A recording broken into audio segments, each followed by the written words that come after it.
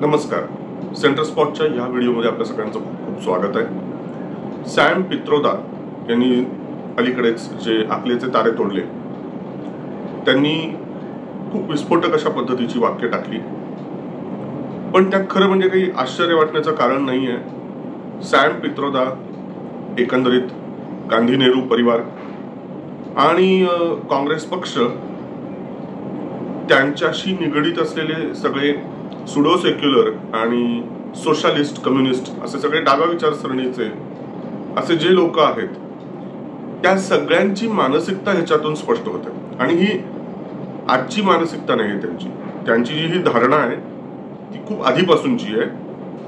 त्याला फक्त वाचा फोडली सॅम पित्रोदा यांनी, आणि अगदी बरं झालं, योग्य टायमिंगला सॅम पित्रोदा यांनी हे बरळणं जे आहे ते केलं. काय म्हणाले सॅम पित्रोदा की भारतीयांच्या रंगावरती ते बोलले. कोणाचाही एक रंग नाहीये भारतामध्ये. भारताच्या पूर्वेला असलेले लोक चायनीज लोकांसारखे दिसतात, मंगोलियन असे त्यांचे फीचर्स आहेत असं त्यांचं म्हणणं.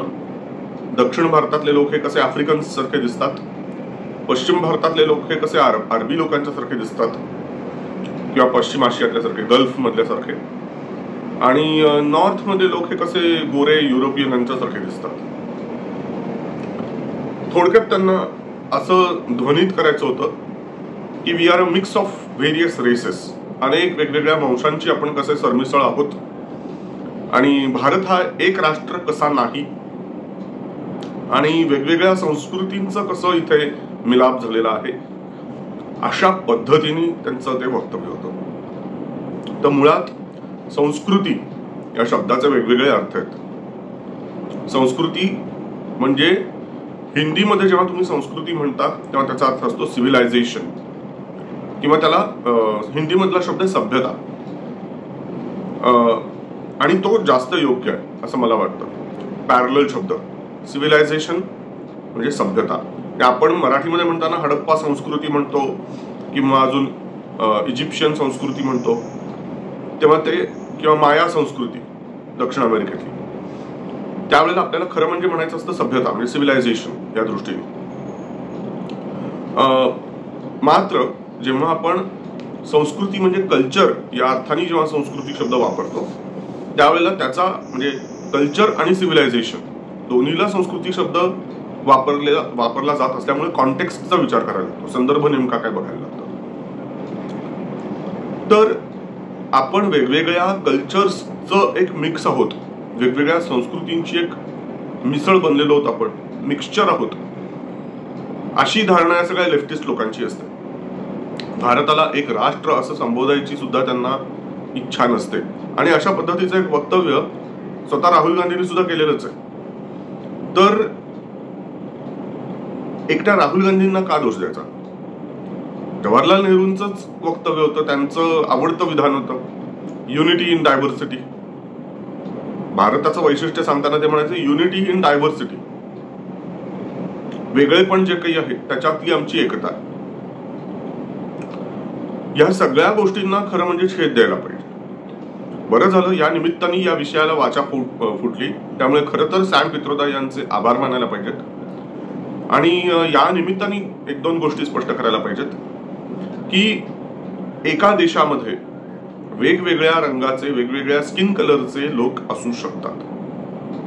खरं म्हणजे त्याच्यात काही अगदी ह्याच्यात काही वावगं नाही आजच्या काळामध्ये. दुसरी गोष्ट, आजच्या काळामध्ये जे काही वोकिस्ट लोक आहेत, जे लेफ्ट क्लिनिंगच आहेत, वोकिझम हा लेफ्ट क्लिनिंगच असतो, आणि त्यांना रेशियल रिमार्क्स बिलकुल आवडत नाहीत.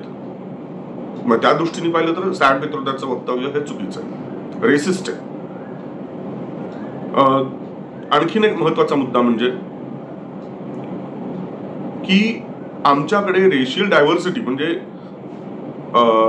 कोणी मंगोलॉइड दिसणं, कोणी युरोपियन गोरे असल्यासारखं भास होणं, कोणी आफ्रिकन इम्पॅक्ट असलेले दक्षिण भारतीय, आणि पश्चिम आशियातल्या सारखे दिसणारे फीचर्स हे पश्चिम भारतामध्ये, हा जो ही जी व्हरायटी आहे, ही जी रेंज आहे आपल्याकडे एक्स्ट्रीम, तर त्याच्यावरून हा तर्क काढणं की आम्ही एक नाही, हे अत्यंत चुकीचं आहे, धडधडीत खोटं आहे. मुख्य म्हणजे अतिशय सिम्प्लिफाईड जनरलाइज्ड स्टेटमेंट आहे हे. तुम्ही जर नीट बारकाईने बघितलं तर सगळेच्या सगळे उत्तर भारतीय काही गोरे नाहीत. उत्तर भारतीयांच्या मध्ये सुद्धा सावळ्या रंगाचे लोक आहेत. दक्षिण भारतामध्ये सुद्धा सगळेच्या सगळे डार्क नाहीत. ऐश्वर्या राय ही दक्षिणची आहे, तमन्ना भाटिया साऊथचीच आहे. त्याच्यामुळे सगळेच्या सगळे काही तिथे डार्क नाहीत. त्याच्यामुळे एक असं सिम्प्लिफाईड विधान करणं अत्यंत चुकीचं आहे. दुसरी गोष्ट, आपल्या इथे एक समान कल्चर नाही हे म्हणणं तर त्याहून धडधडीत खोटं आहे. ठीक आहे, स्किन कलर वेगवेगळा आहे, दिसते डोळ्याला, मान्य. फीचर्स मध्ये फरक आहे का? आहे, मान्य आहे. पण म्हणून आमच्याकडे कल्चरमध्ये एकता नाही हे बोलणं अत्यंत चुकीचं आहे. आमच्याकडचं जे हिंदू कल्चर जे आहे, हिंदू संस्कृती जी आहे, त्यात एकतानता आहे. त्यामध्ये एक वाक्यता बऱ्यापैकी आहे. आणि खंडप्राय देश आहे. हिंदू संस्कृतीचा विस्तार प्रचंड होता पूर्वी, आता थोडासा श्रिंक झालेला असं म्हणायला पाहिजे. पण त्या प्रदेशानुसार थोडी थोडी व्हरायटी आहे. आणि ते तर प्रत्येकच धर्मामध्ये, प्रत्येकच संस्कृतीमध्ये असतं. त्या पंथानुसार म्हणा, त्या प्रदेशानुसार कित्येक गोष्टी छोट्या छोट्या बदलत जातात. आता उत्तर भारतामध्ये आणि इव्हन मध्य भारतामध्ये सुद्धा पौर्णिमेला जास्त महत्व आहे. अमावस्या चांगली समजली जात नाही. पण तामिळनाडूमध्ये हिंदूच लोक आहेत, मात्र त्यांच्याकडे अमावस्या ही पवित्र समजली जाते. म्हणजे अशी डायव्हर्सिटी ही आहे. पण म्हणून संस्कृतीच आमची डायव्हर्स आहे हे म्हणणं चुकीचं आहे. संस्कृती एकच आहे आणि ती हिंदू संस्कृतीच आहे. त्याच्यामुळे युनिटी इन डायव्हर्सिटी हे जे नेहरूंना म्हणायचं होतं ते थोडं वेगळ्या पद्धतीने घ्यायला लागेल. जी काही डायव्हर्सिटी आहे हिंदू धर्मातलं ते वैशिष्ट्य आहे. साधी एक भाषा घ्या, भाषा सुद्धा फरलांगावरती त्याचा लहेजा बदलत जातो. गावागावानुसार त्याच मराठी भाषेचा लहेजा बदलत जातो, शैली बदलत जाते, ढब बदलत जाते. आणि त्यानुसार संस्कृती सुद्धा त्या रंगढंगानुसार किंचित शेड बदलत जाते. पण हे सगळं काही एकच आहे. शतकानुशतक, सहस्रावधी वर्षांपासून ही हिंदू संस्कृती अभेद्य आहे, चिरकाल टिकून आहे. आणि म्हणून तर त्याला आपण सनातन म्हणतो. सनातन, आद्य सनातन संस्कृती आहे ही. आणि त्यात एकता आहे, एक वाक्यता आहे. इतर अनेक धर्म आले आणि गेले, अनेक पंथ आले गेले, एक धर्म टिकून राहिले. खऱ्या अर्थाने जो धर्म आहे, ध्रुव धरती इति धर्म, तो म्हणजे हिंदू धर्म. आणि त्यामध्ये हे जे सॅम पित्रोदा आणि इतर जे अनेक लोक म्हणतात, अत्यंत चुकीचं, बेसलेस आणि खास करून अत्यंत रेसिस्ट अशा पद्धतीची त्यांनी विधानं करून स्वतःचं पितळ उघडं करून दाखवलं.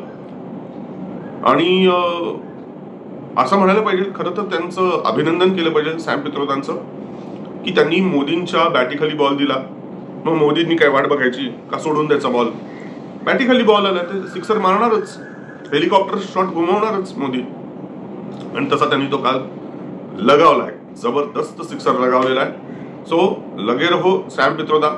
काही दिवसांपूर्वी तुम्हीच प्रॉपर्टीच्या संदर्भातनं काँग्रेसचे जे काही प्लॅन्स आहेत ते पण अशाच पद्धतीने उघड केले होते, त्याला वाचा फोडली होती.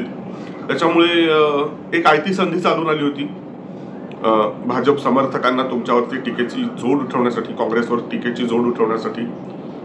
आणि आता लगातार पुन्हा एकदा तुम्ही एक छान संधी दिलीत काँग्रेसवर टीका करण्याची.